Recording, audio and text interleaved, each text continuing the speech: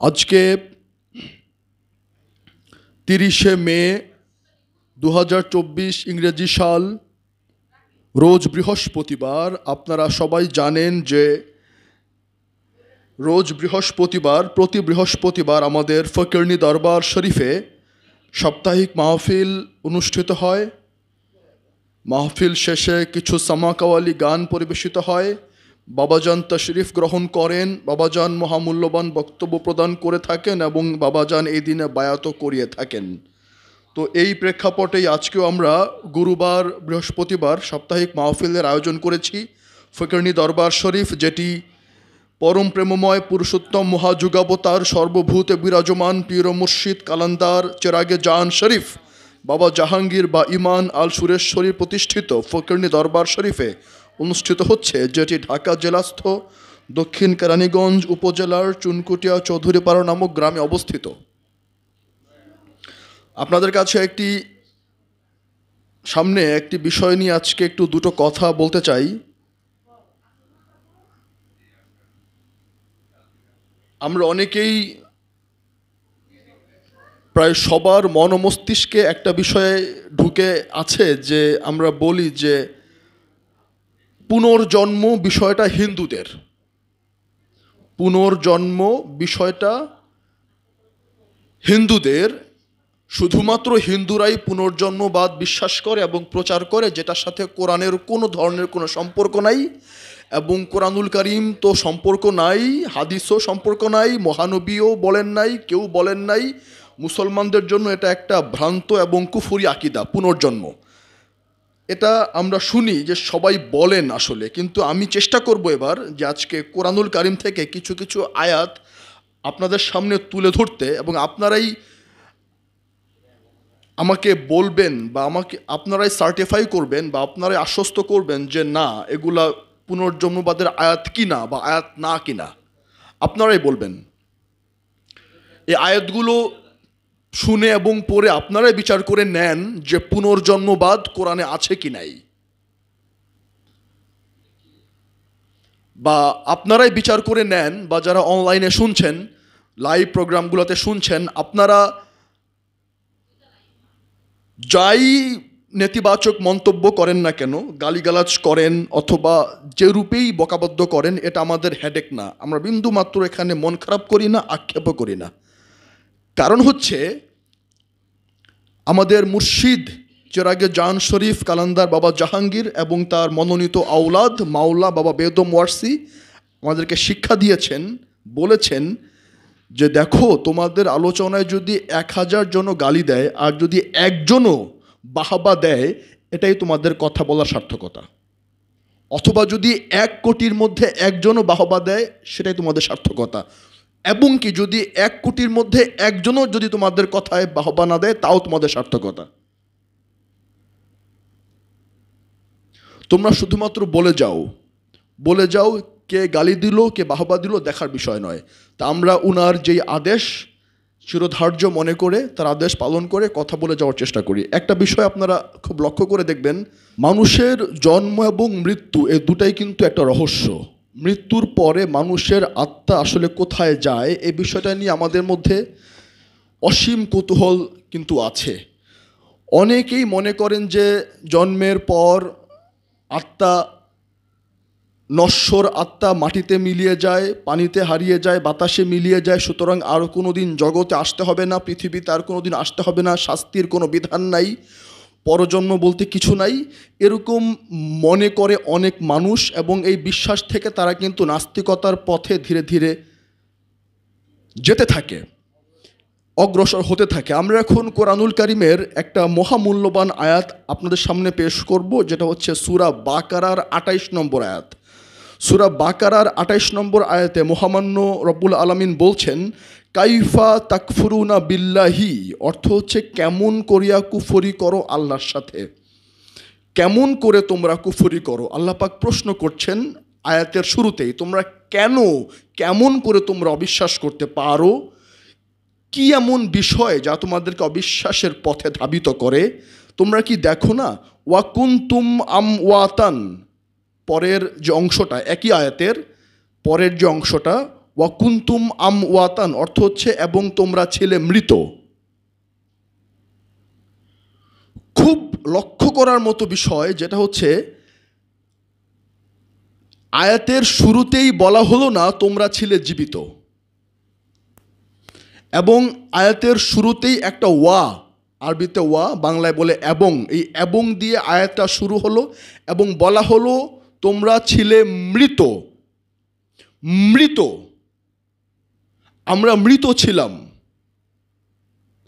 কিন্তু আমরা দেখতে পাচ্ছি আমাদের জন্ম, আচ্ছা ব্যাখ্যায় পরে আসছে, তারপরে বলছেন ফা আহ ইয়াকুম অর্থ হচ্ছে সুতরাং তোমাদেরকে জীবিত করিয়াছেন। প্রথমে মৃত অবস্থায় তারপরে জীবিত, এই গেল একটা সাইকেল। খেয়াল করবেন, জন্ম মৃত্যু দুটা হলে একটা সাইকেল পূর্ণ হয়, জন্ম মৃত্যু দুইটা ঘটনা ঘটলে একটা সাইকেল পূর্ণ হয়। খুব লক্ষ্য করার মতো বিষয় হচ্ছে প্রথমে তোমরা ছিলে মৃত, তারপর তোমাদেরকে জীবিত করলাম। এই মৃত, একবার মৃত্যু একবার জন্ম, মানে একটা সাইকেল পূর্ণ হলো। তারপরে আবার বললেন তারপর সুম্মা ইউ মিতুকুম অর্থ তারপর তোমাদেরকে মৃত্যু দান করিবেন।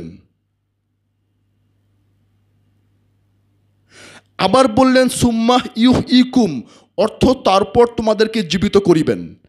তার মানে প্রথমে মৃত্যু এরপরে জীবিত, একটা সাইকেল, পরে আবার মৃত্যু আবার জীবিত, দুইটা সাইকেল। দুইটা সাইকেল মানে দুইটা জনম, তো এখানেই বলা হচ্ছে সূরা বাকারার 28 নম্বর আয়াতে, যেহেতু দুইটা সাইকেল পূর্ণ হয়েছে সেহেতু দুইবার জীবন্ত এখানেই বলা হয়েছে। দুইবার মৃত্যু এবং দুইবার জীবন, তার মানে দুইটা সাইকেল পূর্ণ হয়েছে, দুইটা লাইফ পূর্ণ হয়েছে। তাহলে মানুষের জীবন একটা, এটা ডাহা মিথ্যা কথা। আচ্ছা, তারপরে আর সে কয়বার আসে, আরও আসে কিনা, আর তারপর সে আরও আসে কিনা, বা আরও দুইবারের পর আরও তার লাইফ আসে কিনা, সেটা আমরা লাস্টের আয়াতে দেখব। সুম্মা ইলাইহে তুরজাউন, তারপর তাহার দিকে প্রত্যাবর্তন তথা ফিরিয়া আসা। এই যে এই আয়াতটা, এখানে কিন্তু স্বর্গ বা মৃত্যুর পরে স্বর্গ নরক বা হাসর নাসরের কোনো কথা নাই স্পেসিফিক্যালি। খুব সংক্ষেপে দুইটা জীবনচক্র ঘটাইয়া বললেন তারপর আমার দিকেই প্রত্যাবর্তন, তাহার দিকেই প্রত্যাবর্তন, তারপর তাহার দিকেই প্রত্যাবর্তন। এই প্রত্যাবর্তন শব্দটা খুব সাংঘাতিক। এই তুরজাউন শব্দটা আসছে উরুজ থেকে, উরুজ অর্থ হচ্ছে প্রত্যাবর্তন। এই উরুজ শব্দটা মূলত মেরাজ, মহানবী যখন নাকি মেরাজ করেন, ওই মেরাজের ওই সমস্ত রহস্যপূর্ণ আয়াতগুলোর মধ্যে এই উরুজ শব্দটা পাওয়া যায়। উরুজ হচ্ছে ধাপে ধাপে ধাপে ধাপে অগ্রসর হওয়া, সিঁড়ি বা সোপান, যেটা কিনা একদিনে নয়, 2 দিনে নয়, 3 দিনে নয়, অনেক দিনে ধাপে ধাপে একটু একটু করে অগ্রসর হয়, স্টেপ বাই স্টেপ অগ্রসর হয় এবং প্রত্যাবর্তন করে তাহার দিকে। তো এই যে একটা জার্নি, একটা সাইকেল, এই জার্নিটাকে শেষ করতে একদিন সময় লাগে না বা এক জনম সময় লাগে না। এখানে তিনি বারবার বলতে পারতেন আবার মৃত্যু, আবার জনম, আবার মৃত্যু, আবার জনম, আবার মৃত্যু, আবার জনম, এভাবে না বলে, কয়েকশোবার জন্ম মৃত্যুর কথা না বলে আয়াতটাকে শেষ করা হলো তারপর তাহার দিকে প্রত্যাবর্তন। এই প্রত্যাবর্তন শব্দটা আমাদেরকে বিশ্লেষণ করতে হবে, কারণ প্রত্যাবর্তন যখন বলা হবে তখন বলা হবে যে প্রত্যাবর্তনের ধাপে ধাপে অনেকগুলো সময় ছিল, কিন্তু কোরআনুল কারিমে সরাসরি বলা নাই যে তোমাদের ঠিক এত বছর জাহান্নামে থাকতে হবে, ঠিক এত বছর থাকতে হবে জান্নাতে, ঠিক 1 কোটি বছর জাহান্নামে, ঠিক 1 কোটি বছর জান্নাতে, এরকম স্পেসিফিক সময় বলা নাই। স্রেফ বলা হয়েছে দুইটা সাইকেলে তোমরা আসবা যাইবা এবং শেষ পর্যন্ত তাহার দিকে প্রত্যাবর্তন। এখন তাহার দিকে যখন আমরা প্রত্যাবর্তন করব, কোন ফরম্যাটে করব, কোন ফর্মে তাহার দিকে প্রত্যাবর্তন করব? কারণ মৃত অবস্থায় তাহার দিকে প্রত্যাবর্তন করা যায় না। পয়েন্ট টু বি নোটেড খুব কেয়ারফুলি, মৃত অবস্থায় তাহার দিকে প্রত্যাবর্তন করা যায় না। মৃত অবস্থায় তাহার দিকে প্রত্যাবর্তন করা যায় না দেখেই আয়াতের শেষ অংশে তিনি জীবিত দিয়ে বাক্য শেষ করলেন বা আয়াত শেষ করলেন। মৃত থেকে জীবিত, আবার মৃত, আবার জীবিত, ঠিক যেই মুহূর্তে তোমরা তার দিকে প্রত্যাবর্তন করবা, ওই মুহূর্তে তোমরা জীবিত থাকবা। তোমরা জীবিত থাকবা, ওই সময় তোমরা মৃত থাকবা না। তার মানে মৃত অবস্থায় প্রত্যাবর্তন করা যায় না। যেই মুহূর্তে প্রত্যাবর্তন করবা সেই মুহূর্তটা জীবিত অবস্থায় হইতে হবে। এই জীবন কোথায়? এই জীবন কি মাটির তলে না মাটির উপরে?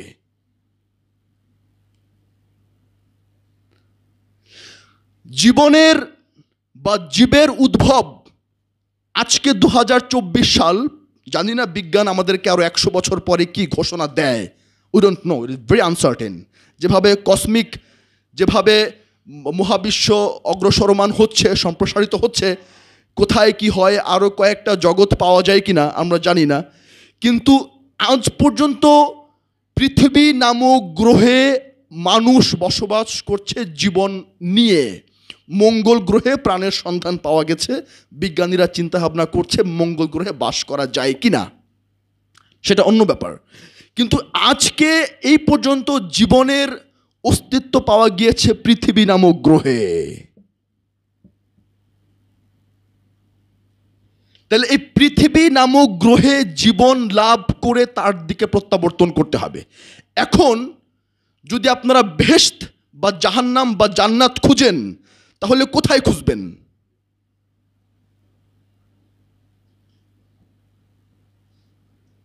জীবিত থেকে খুঁজতে হবে, জীবিত হয়ে খুঁজতে হবে, জীবিত অবস্থায় ফিল করতে হবে কোথায় জান্নাত কোথায় জাহান্নাম। কারণ মৃত্যু অবস্থায় তো আপনি আনকনশাস, আপনার সেন্স নাই মৃত্যু অবস্থায়। তো মৃত্যু অবস্থায় যখন আপনার সেন্স নাই, আপনার কোনো অর্গানস কাজ করছে না, আপনার কোনো সেন্স অ্যান্ড ফ্যাকাল্টিস কাজ করছে না, তখন আপনি জান্নাতি আছেন না জাহান্নামি আছেন না হাসরে আছেন না বিচারে আছেন, তা আপনি থাকলেও কি না থাকলেও কি আপনার তো কোনো সেন্স নাই। সেহেতু জীবিত অবস্থায় চক্ষু নাসিকা সমস্ত অর্গানস যখন অ্যাক্টিভ, সেই মুহূর্তে তুমি তাহার কাছে প্রত্যাবর্তন হবা। এবং খুব লক্ষ্য করার মতো বিষয় হচ্ছে, শুরুতে বললেন না তোমরা জীবিত ছিলা, কিন্তু মেডিকেল সায়েন্স বলছে যে মায়ের পেটে আমরা যখন মায়ের পেটে গমন করি, শুক্রাণু থেকে ভ্রূণ হয়, শুক্রাণু ডিম্বাণুর মিলনের ফলে যখন ভ্রূণ হয়, জাইগোট তৈরি হয়, 10 মাস থাকার পরে আমরা ডেলিভারি কইরা মায়ের পেট থেকে বের হয়ে আসি। এই যে প্রসেস, এটা কিন্তু জন্মের প্রসেস, জীবনের প্রসেস। মেডিকেল সায়েন্স বলছে এটা জনমের প্রসেস, জীবন লাভ করার প্রক্রিয়া। কিন্তু জীবন লাভ করার প্রক্রিয়া থেকে আমাদের জার্নি শুরু হয়নি, এবং তোমরা ছিলে মৃত। তাহলে ওই ফরম্যাটটা কোথায়, কখন? এইটা আমাকে একটু আপনারা ইসলামিক গবেষকরা বলবেন। আচ্ছা, আপনারা বলবেন তাহলে যে যখন আমরা ছিলাম না, যে মোমেন্টে আমরা ছিলাম না, যেমন আমার বয়স সে ফর এক্সাম্পল 35 কি 36 কি 37, যাই হোক, তাহলে 37 ইয়ার্স আগে কি 36 ইয়ার্স আগের একটা ঘটনার জন্য, একটা ঘটনা ঘটার কারণে আমি আমার মায়ের পেটে এসেছিলাম। কিন্তু তার 1 সেকেন্ড আগে, ওই ঘটনা ঘটার 1 সেকেন্ড আগে আমি কোন রূপে ছিলাম, কোন ফর্মে ছিলাম, কোথায় ছিলাম, এই উত্তর আমাকে দিয়ে যেতে হবে। আপনারা কি ওই ফর্মটাকে মৃত বলবেন? ওই ফর্মটাকে কি মৃত বলা হচ্ছে? আচ্ছা, যদি ওই ফর্মটাকে মৃত বলেন, তাহলে 3 নম্বর অংশে যে আবার বললো তোমাদেরকে মৃত্যুদান করা হবে, তাহলে সেটা কি সেই ফর্মে চলে গেল? অদৃশ্য, ভ্যানিশ, অস্তিত্ব নাই।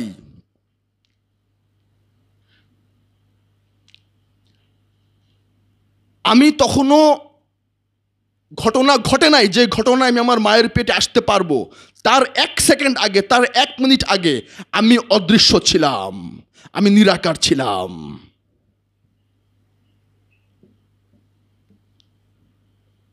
কিন্তু আমি ছিলাম কি? আমি নিরাকার ছিলাম, কিন্তু আমি ছিলাম কি? আমি কোন রূপে ছিলাম? ওইটা কি মৃতরূপ নাকি মৃতরূপ না? যদি ওইটাই মৃতরূপ হয়, তাহলে আবার জীবিত করলেন এবং আবার মৃত্যু দিবেন। এই যে কবরে যে আমার দেহকে শোয়ানো হলো, কবরে দেহ গেল, তাহলে আমি গেলাম কই? যদি মৃত্যুর প্যাটার্ন ওইটা হয়, নিরাকার হয়, তাহলে দেহ আমি না তো বোঝাই গেল। মৃত্যুর প্যাটার্ন যদি মৃত্যুর পর যদি আমি নিরাকার হই, মৃত্যুর পর যদি আমার দেহ থেকে আমি সরে গিয়ে যদি আমি নিরাকার হই, তাহলে কবরে যে আমি যাই না তা তো প্রমাণ হয়ে গেল। এখন কবরে আমি আবার জীবিত হব কিনা, কবরে আবার জীবিত হবে এরকম একটা আয়াত আমি কোরআন থেকে পাই না। তুমি কোরআন থেকে পাইছো? কবরে শোয়ানোর পর জীবিত হবে এরকম আয়াত কোরআনে এক জায়গাতেও নাই। কিন্তু জীবিত হবে বলা আছে, আমি আসব, আয়াতের শেষে আসব, আরো কিছু আয়াত আছে, কিন্তু জীবিত হবে, আসব। কোথায় জীবিত হবে বলছি।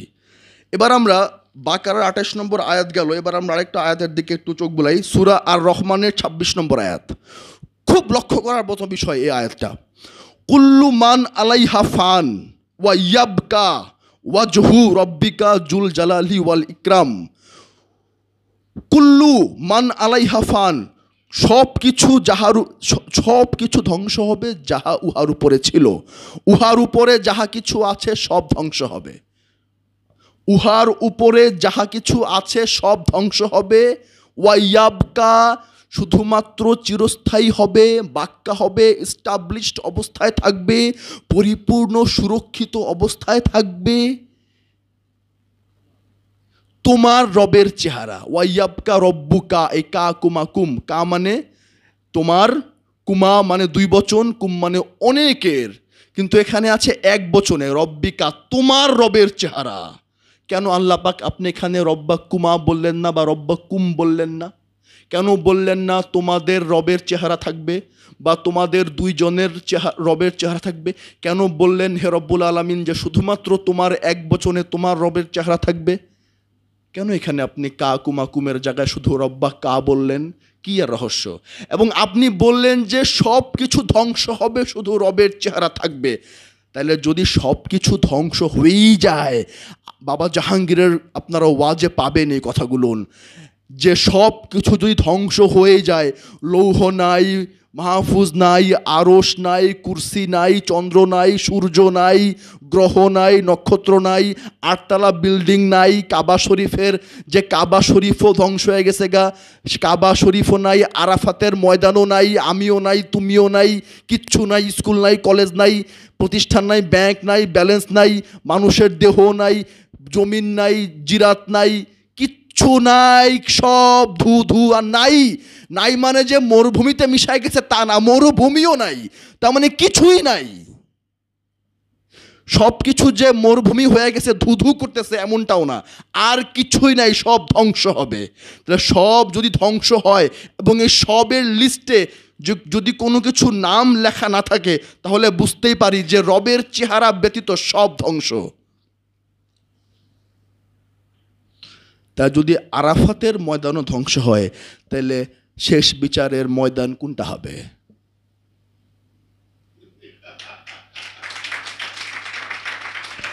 আল্লাহ পাক বলেন নাই যে কুল্লু মান আলাইহা fun except the resurrection day, except the ground of the resurrection day.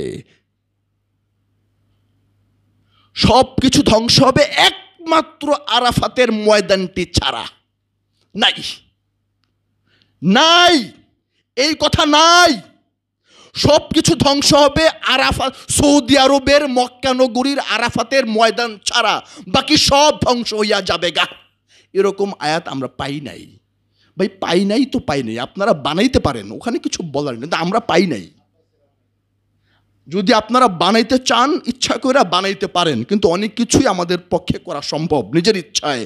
কিন্তু যদি আল্লাহ পাকের ইচ্ছার কাছে আত্মসমর্পণ করতে চান, অনেক কিছুই করা যায় না।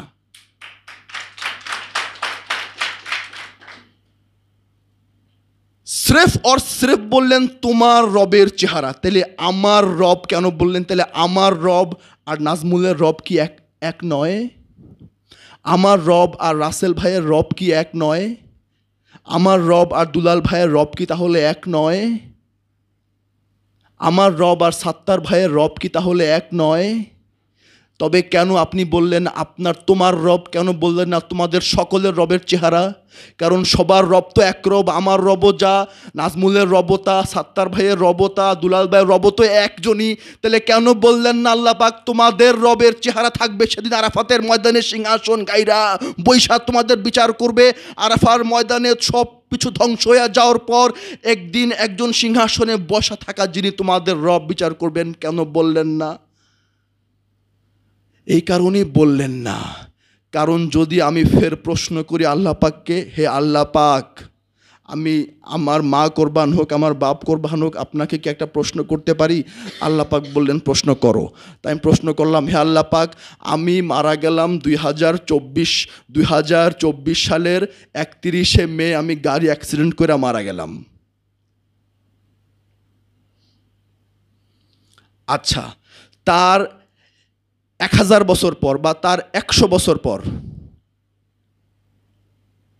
তার 100 বছর পর আমার ছেলের ছেলে উনিও মারা গেল বন্যায় বা জলোচ্ছ্বাসে বা ঘূর্ণিঝড়ে। আচ্ছা, উনি আর আমি মোটামুটি সমান দাঁড়িপাল্লায় একই পুণ্য করছি বা একই পাপ করছি, 19-20 দাঁড়িপাল্লায় মাইপাত দেখলেন যে দুজনের সমান পাপ বা সমান পুণ্য বা এই 19-20 হয়েছে একটু একটু। আচ্ছা, কিয়ামত হইব আর 2000 বছর পরে। তাহলে আমি কেন 2000 বছর ঘুমায় থাকলাম কবরে আর উনি কেন 1900 বছর ঘুমায় থাকলো কবরে? দুইজনে একই পাপ করলাম। অথবা কিয়ামত ঘটার একদিন আগে উনি মারা গেলেন। খুব লক্ষ্য করার মতো বিষয়, সাপোজ 2034 সালে কিয়ামত হবে 10 বছর পর, সাপোজ কথার কথা, ছোট কিয়ামত। 2034 সালের জানুয়ারি মাসের 20 তারিখে কিয়ামত হবে। নাজমুল মারা গেল 2034 সালের 19শে জানুয়ারি, আর সাত্তার ভাই আজকে মারা গেল। তাই 10 বছর হ্যাঁ আগে মারা গেল, পরে মারা গেল, তো 10 বছরে কবরে বেশি আজাব ভোগ করবো কে? আর আমি কম দিন থাকুম কে কবরে? আর বেশি দিন কবরে থাকবো কে? একই পাপ কইরা ওই বেশি দিন কবরে থাকবো আর আমি কম দিন কবরে থাকুম কে? তাহলে ওই একদিন কবরে থাকা কি আমরা 10 বছরের বাটাম দিব আল্লাহ? এমন তো কোরআনে পাই নাই। বিচারের কাঠগড়ায় জাহান্নামের শাস্তি কিন্তু ভাগ করে দেওয়া হয় নাই, সময়গুলাকে মেনটেন করে ভাগ করে দেওয়া নাই কোরআনের কোনো আয়াতে। স্রেফ বলা হচ্ছে খালিদুনা ফিহা আবাদান, চিরস্থায়ীভাবে সে জান্নাতে বাস করবে। কিন্তু চিরস্থায়ীভাবে জাহান্নামে বাস করবে এরকম কোনো আয়াত নাই। যদি চিরস্থায়ীভাবে জাহান্নামেও বাস করে আর যদি চিরস্থায়ীভাবে জান্নাতেও বাস করে, তাহলে হিন্দুর ঘরে জন্মগ্রহণ করে উনি সাপোজ আপনাদের ভাষায় মূর্তি পূজা করলো, জনম তো আমার ইচ্ছায় হয় নাই, জনম তো আমার ইচ্ছায় হয় নাই। আমি এটা মনের প্রাণে বিশ্বাস করি। জনম যদি আমার ইচ্ছায় না হয়ে থাকে, তাহলে আল্লাহ পাক সাত্তার ভাইকে মুসলমান বাপ মায়ের ঘরে জন্মগ্রহণ করায় তিনি মুসল্লি বানায় দিছেন, আর আমার হিন্দুর ঘরে পাঠাইয়া মূর্তি পূজারক বানায় দিচ্ছেন।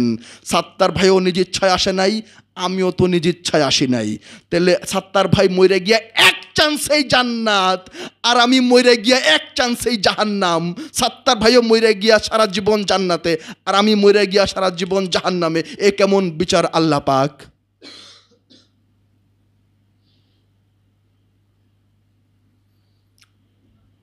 এ কেমন বিচার আল্লাহ পাক? তুমি তো জন্ম দিছো, তোমার উসিলায় তোমার ইশারায় জন্ম হয়েছে বাপমার ঘরে। আচ্ছা, আপনি বলবেন কর্ম, তো কর্ম যে আমি কর্ম করব, তাহলে উনি তো বাড়তি অ্যাডভান্টেজ পাইলো উনার কাজে।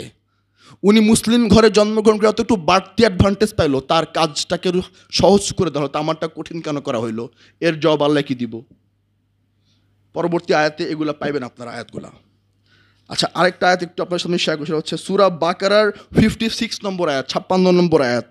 মহামান্য রব্বুল আলামিন বলছেন, সুম্মা বা আসনা কুম মিম বাদি মাউতিকুম লাআল্লাকুম তাশকুরুন। এই সমস্ত আয়াতগুলাকে জগা খিচুড়ি পাকাইয়া, আমকে তাল বানাইয়া তালকে আম বানাইয়া বাংলা করে। আর জনগণও তো, আমজনতাও তো, আমজনতার চোখের সামনে নূরে চেহারায় নূর ভাসতেছে, মানে মাওলানা সাহেবের চেহারা দিয়ে নূর ঠিক করে বাইর হইতেছে। এখন আমজনতা তো চেহারা দেখে ফিট। এখন আমজনতা তো জানে না এটা নূর না, এটা হচ্ছে ফেয়ার অ্যান্ড লাভলির কারিশমা।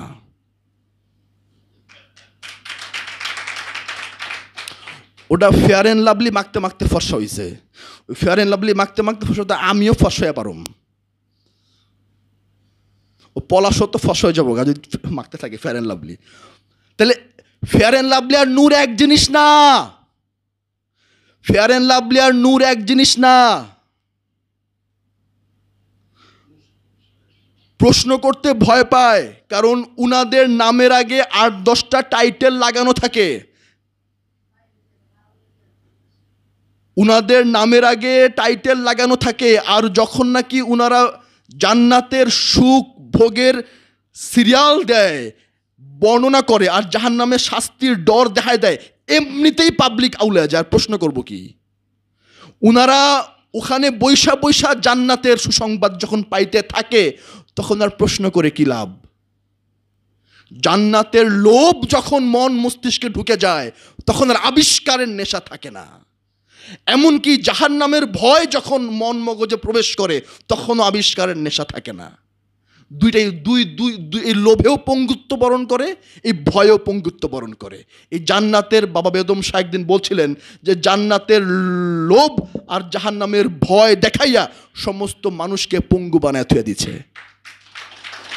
এদের মধ্যে নাই কোনো বিজ্ঞান, এদের মধ্যে নাই কোনো নিজের পায়ে দাঁড়াবার কোনো সাহস, গবেষণা করার কোনো শক্তি, ত্যাগের কোনো শক্তি নাই, ধৈর্যের কোনো শিক্ষা নাই। সত্য খুঁজে পাওয়ার পথে যেই পথের সন্ধান করার যেই তৃষ্ণা পিপাসা, কিচ্ছু নাই। আছে শুধু মগজে জান্নাতের ভোগ করার উগ্র নেশা আর মাদকতা। আর জাহান্নাম থেকে জাহান্নামের সাপ, ব্যাং, এটা ওটা, কুচ্ছা, এই বিচ্ছা, এগুলার ভয়ে ডরে একেবারে কাঁপতে কাঁপতে কাঁপতে কাঁপতে কাঁপতে কাঁপতে কাঁপতে কাঁপতে দিন শেষ।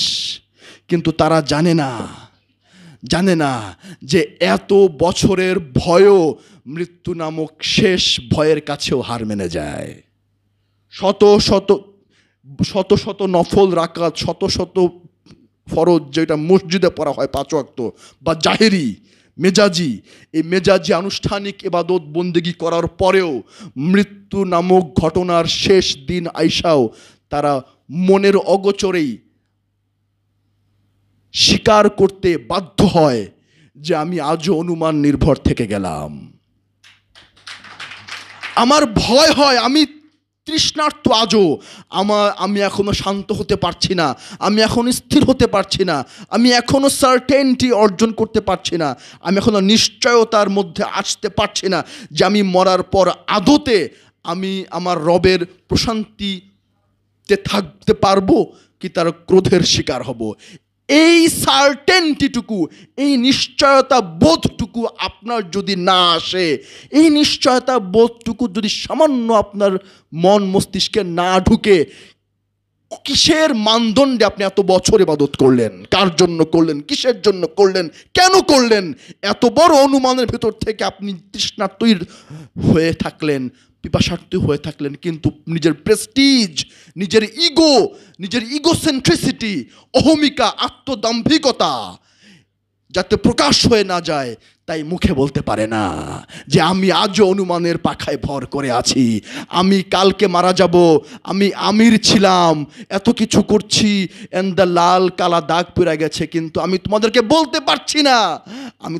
বলতে পারছি না যে আমার মনের দহন, আমার মনের জ্বালা, আমি আজও স্থির হতে পারলাম না, আমি আজও পরিতৃপ্ত হতে পারলাম না, আমি আজও অনুমানের জাল কাটতে পারলাম না, আমি আজও স্থির চিত্তে প্রশান্ত হইতে পারলাম না, আজও আমার মনের ভয় যায় নাই। এটা স্বীকার করতে পারে না, কারণ ইগো, অহংকারের কারণে।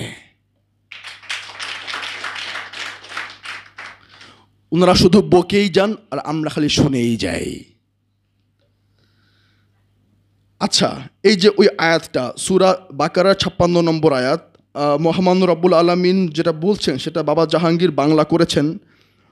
এটা বাংলা হচ্ছে, খুব খেয়াল করেন, তারপর তোমাদের মৃত্যুর পর হইতে তোমাদেরকে আমরা পুনরায়, মৃত্যুর পর, খুব লক্ষ্য করার মতো বিষয়।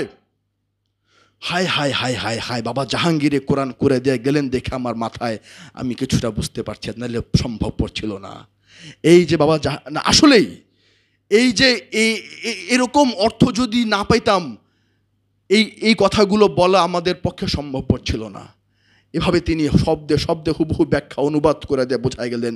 বা আসনাকুম শব্দ হচ্ছে, অর্থ হচ্ছে present perfect tense. Present perfect টেন্সের আপনারা সংজ্ঞা জানেন? প্রেজেন্ট পারফেক্ট টেন্স হচ্ছে ঘটনা ঘইটা গেছে কিন্তু রেশ এখনো আছে।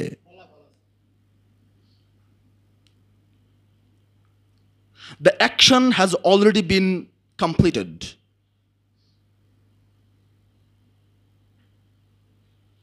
The action has already been completed. এইমাত্র ঘটনা ঘইটা গেছে, অতীত হইছে, অতীত হইছে, কিন্তু অতীত হইয়া সাইরাও তার ফলাফল রেশ এখনো আছে। ওটা হচ্ছে প্রেজেন্ট ইনপারফেক্ট টেন্স।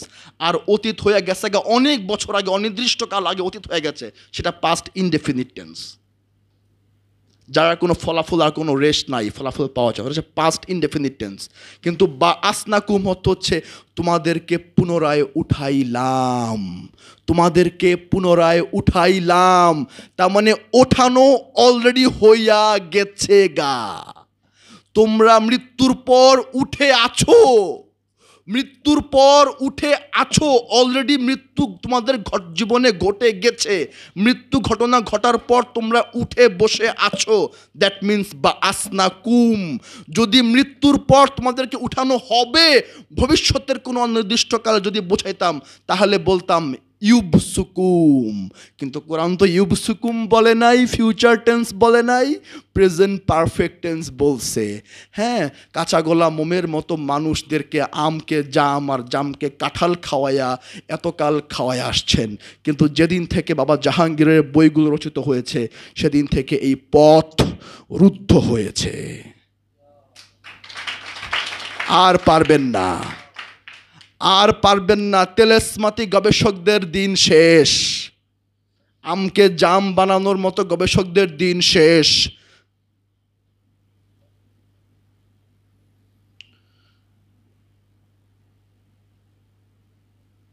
এই দেহটি আমাকে ধারণ করবার একটা বিশেষ কন্টেইনার বা পাত্র কেবল। যতদিন আমি এই দেহ নামক খাঁচার ভিতরে আছি ততদিন আমি কাজ করি, ততদিন আমি কাজ করি। যেই মাত্র আমি দেহ খাঁচা থেকে বের হয়ে গেলাম, আমার আর কর্ম নাই, আমল নাই, কোনো ক্রিয়াকলাপই তো নেই। আরে আমল টামল তো বহুত পরে, আমি তো রেসপন্সই করি না, গুতাইলেও শুনি না, কিল ঘুষি মারলো আমি কান দিও না, হাসিও না। তাহলে আমল তো বহুত দূর কি বাত, আমাকে তো লাইতেই উঠান যাইতেছে না। হ্যাঁ, আর কারো ডাকি আমি সারা কেন সারা দিচ্ছি না? ওই মোমেন্টামটাতে আমি কোথায় ছিলাম? খুব লক্ষ্য করার মতো বিষয়। আপনাদের যুক্তি ধরে নিলাম, আপনাদের যুক্তি ধরে নিলাম যে ঠিক আছে, ওকে ফাইন, কবরে যাওয়ার পরে প্রত্যেকা জানি ছু মন্তর ছু এই এমনি ঢুকে ঢুকে আবার মাটির ভিতরে প্রাণ গেছে গা, জ্যান্ত হয়ে গেছে গা, ধরে নিলাম, ধরে নিলাম, মেনে নিলাম, ওকে ফাইন, মেনে নিলাম। তাইলে কবরে যাবার পর ছুমন্তর ছু দিয়ে আমার প্রাণ আবার ওই মাটির গর্তে ঢুকে গেল, আমি আটকা চোখ কান খুলে দেখি সাপ ব্যাংকিল বিল করতেছে। যদি এই হয় ঘটনা, আমি ওই সমস্ত মাওলানা সাহেবদেরকে নিয়ে আজিমপুর কবরস্থান খোদা শুরু করব। আজিমপুর কবরস্থান খোদা শুরু করুন, মাওলানা সাহেব আমাদেরকে দেখান, ওখানে লাশ চোখ কান মুখ খুলা চায়া রয়েছে আর সাপ ছবল দিতেছে, আমাকে দেখাইতে হবে, আমাকে দেখাইতে হবে। আজিমপুর গোরস্থানের কবর খুইদা যেখানে চিৎপটাং হয়ে হা করে তাকায় রয়েছে পাবলিক, মরা দেহ আসে সাপে ছবল দিতে আছে, মাংসই তো নাই, হাড্ডি গুড্ডি তো নাই, ছবল দিব কই?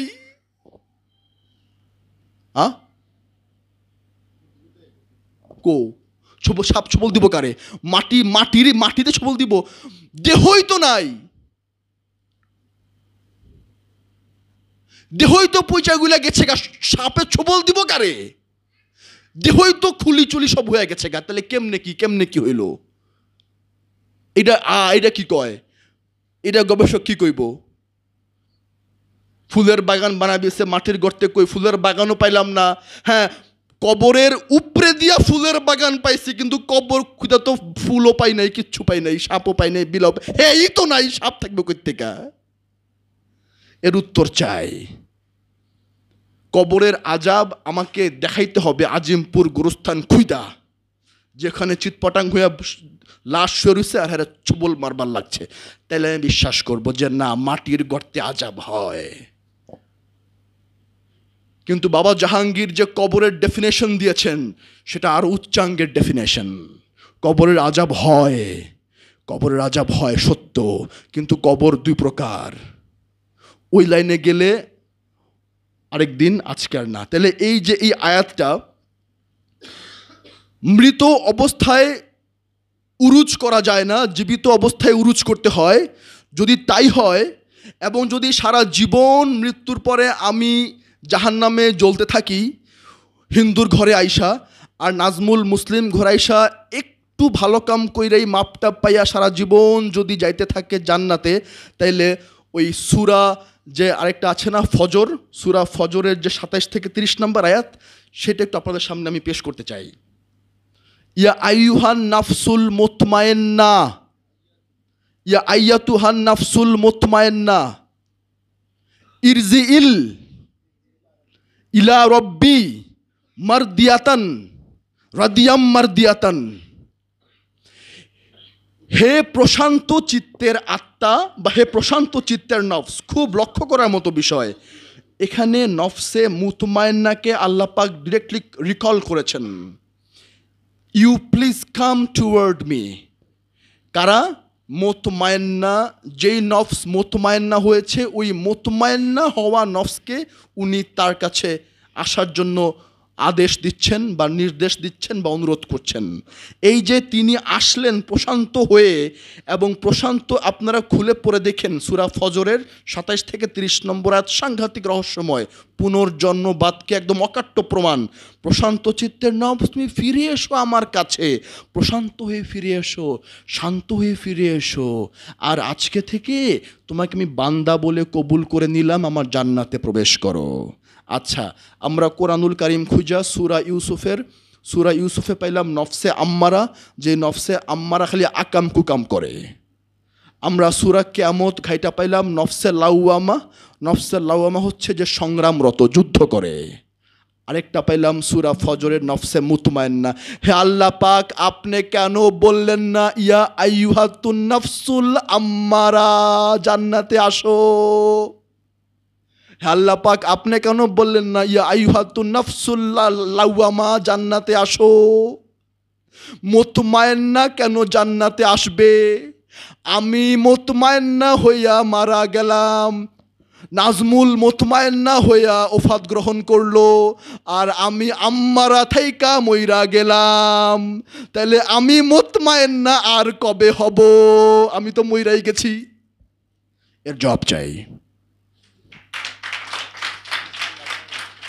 I need that answer.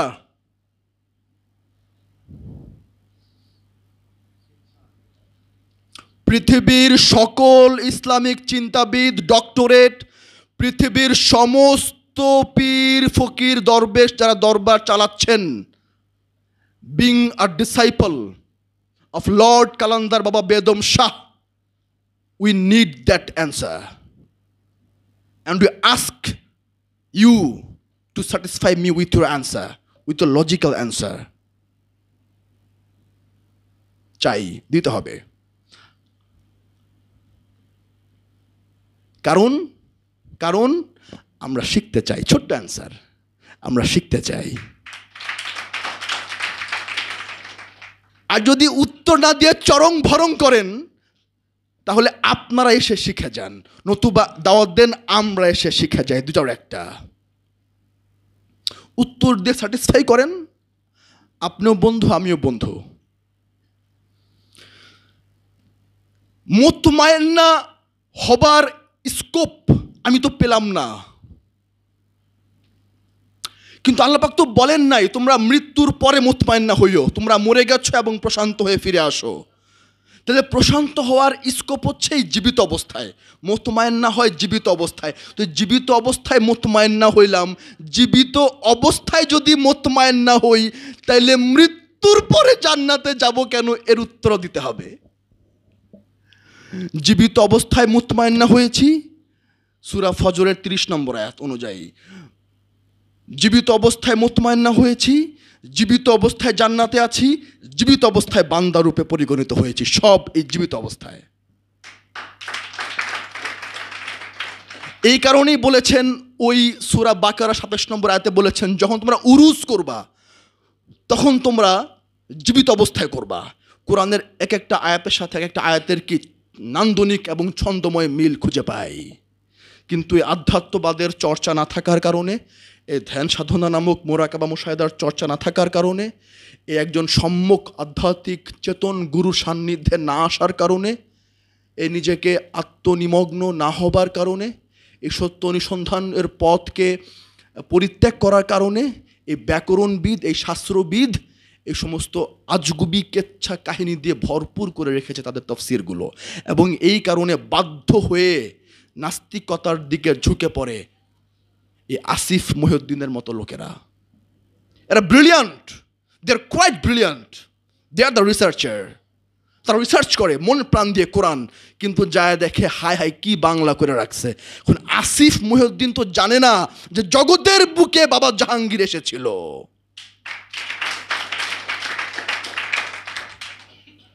Asif Mohiuddin তো জানে না যে জগতের বুকে একজন সম্যক চেতন গুরু বর্তমান থাকেন সবসময়, যিনি আজগুবি কেচ্ছা কাহিনী নয়, বাস্তবতার নিরিখে, বিজ্ঞানময়তার নিরিখে মানুষকে চাক্ষুষ দর্শন এবং দার্শনিকতার দিকে অগ্রসর করে নেন এবং জীবন বোধ, প্র্যাকটিক্যাল জীবন বোধ দিয়ে কোরআন দীক্ষা দেন, শিক্ষা দেন এবং আধ্যাত্মিকভাবে সাফল্যমণ্ডিত করে তোলেন। এমন কেউ না কেউ তো জগতের বুকে কোনো না কোনো সময় থাকেন। এইটা আবার আসিফ মহিউদ্দিন ভাই জানেন না, হয়তোবা জেনেও অহংকার পরিত্যাগ করতে পারেন না, অথবা জানেন না, দুটোর একটা। এই বলে আমি আমার বক্তব্য শেষ করছি। জান্নাত এর আয়াতগুলো, জাহান্নামের আয়াতগুলো, কবরের আয়াতগুলো, কিয়ামতের আয়াতগুলো, হাসরের আয়াতগুলো, পুলসিরাতের আয়াতগুলো, কবরের আয়াতগুলো আরও সুগভীরভাবে বিচার বিশ্লেষণ করলে, আধ্যাত্মিকতাবাদের নিরিখে বিশ্লেষণ করলে আপনারা অনেক কিছু বুঝতে পারবেন। এবং প্রাথমিকভাবে ধারণা লাভ করার জন্য আপনাদেরকে অনুরোধ করছি যে আপনারা বাবা জাহাঙ্গীর লিখিত 27 থেকে 28টা বইয়ের মধ্যে যে কোনো একটা বই আপনারা পড়ে দেখুন, আপনারা প্রাথমিক ধারণা পাবেন। এবং এই প্রাথমিক ধারণাটিকে অনেক দূর পর্যন্ত গড়িয়ে নিতে হবে বাবা বেদম শাহ ওয়ার্সের সান্নিধ্যে এসে ধ্যান সাধনার মাধ্যমে। বাবা জাহাঙ্গীর বলেছেন, অনুমান থেকেই আমার পথ পরিক্রমা শুরু, অনুমান থেকেই আমার পথের যাত্রা শুরু। সত্যকে পাইতে হলে অনুমান নির্ভর হয়েই পাইতে হয়, হাইপোথিসিস আগে দাঁড় করাইতে হয় যে হ্যাঁ এইটা হয়তো সত্য হইতে পারে, এই পথটা হয়তো সত্য হইতে পারে, আমি কিছু অনুমান পাচ্ছি, কিছু সিমটমস দেখতে পাচ্ছি, হ্যাঁ এই কথাটা যৌক্তিক বলে মনে হচ্ছে, আর সায়েন্টিফিক বলে মনে হচ্ছে, হ্যাঁ এটা মিলছে তো, হ্যাঁ এই যে এগুলো আরও 10টা 12টা হাইপোথিসিস দাঁড় করান, অনুমান দাঁড় করান। পৃথিবীর সমস্ত বিজ্ঞানী যখন সৃষ্টি করেছেন তখন হাইপোথিসিস দাঁড় করে সৃষ্টি করেছেন। একটা হাইপোথিসিসকে অ্যাসিড টেস্ট করেছেন, টিকে গিয়েছে, আর যেগুলো টিকে নাই বাদ দিয়ে দিয়েছেন। 10টা থেকে 5টা টিকেছে, 5টা থেকে 4টা টিকেছে, 4টা থেকে আবার ওই হাইপোথিসিসকে গবেষণা করে দেখতেন আবার 3টা টিকছে, আবার ওখান থেকে 2টা টিকছে, এই 2টার মধ্যে গবেষণা করতে করতে যে একটা টিকছে।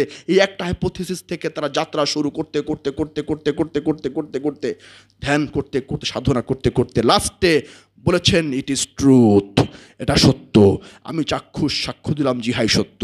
এরকমভাবে বাবা জাহাঙ্গীরের বইগুলো পড়ে প্রাথমিকভাবে অনুমান নির্ভর হয়ে ধারণা নিন, তারপরে ধ্যান করে বাবা বেদম শাহ ওয়ার্সের কথা মতো সমাধি লাভ করুন, তাহলে আপনি সত্য, সত্যই আপনি। এই বলে বাবা বেদম শাহ ওয়ার্সের কাছে অগোছালো বক্তব্যের জন্য ক্ষমা চেয়ে আজকের মতো শেষ করছি।